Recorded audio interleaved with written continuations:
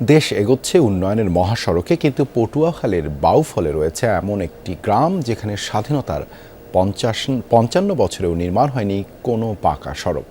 বর্ষা এলেই কার্যত বিচ্ছিন্ন হয়ে পড়ে উপজেলার ভরিপাশা গ্রামের প্রায় ১২,০০০ মানুষ। কাদা মাখা পথে চলাফেরা করে প্রতিনিয়ত নানা দুর্ঘটনার শিকার হচ্ছেন তারা। সিলন টি রপ্তানিতে শীর্ষে। পুরোটা পথ জুড়েই কাদামাটিতে একাকার, মানুষের চলাচলের ছাপ স্পষ্ট। পটুয়াখালীর বাউফলের ভরিপাশা গ্রামের এ পথ মারিয়ে প্রতিদিন জ্ঞান অর্জনের স্বপ্ন নিয়ে বিদ্যালয়ে যায় কোমলমতি শিক্ষার্থীরা। জরুরি কাজে এবড়ো থেবড়ো এ রাস্তাই স্থানীয়দের একমাত্র ভরসা। স্বাধীনতার পর কেটে গেছে ৫ দশকেরও বেশি সময়, কিন্তু ১২,০০০ বাসিন্দার এই গ্রামে নির্মাণ হয়নি কোনো পাকা সড়ক। বর্ষায় কাদা আর জলাবদ্ধতায় বন্দী হয়ে থাকতে হয় স্থানীয়দের। রোগীকে হাসপাতালে নেয়া কিংবা জরুরি কাজে নৌকাই একমাত্র ভরসা। গ্রামটিতে ৭টি শিক্ষা প্রতিষ্ঠান থাকলেও প্রতিদিনই ভোগান্তির শিকার হচ্ছে শিক্ষার্থীরা। আমাদের স্কুলে যাইতে অনেক কষ্ট হয়, রাস্তাটা ভালো হলে অনেক ভালো হতো। চোখে দেখিনি যে এখানে আমাদের একরা রাস্তায় মাটি পড়ছে।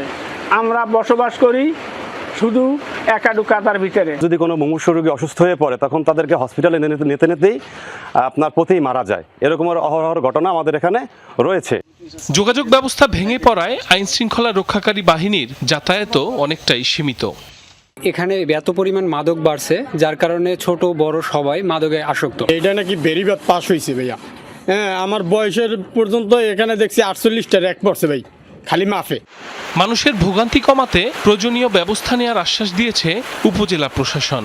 স্থানীয় সংসদ সদস্য জানালেন, সংশ্লিষ্ট দফতরে যোগাযোগ চালিয়ে যাচ্ছেন তিনিও।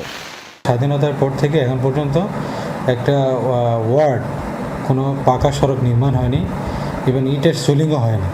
তো সেটা দেখার পর থেকে আমরা উপজেলা ইঞ্জিনিয়ার যে অফিস এবং পিআর অফিস, এই দুই অফিসকে আমি নির্দেশনা দিয়েছি।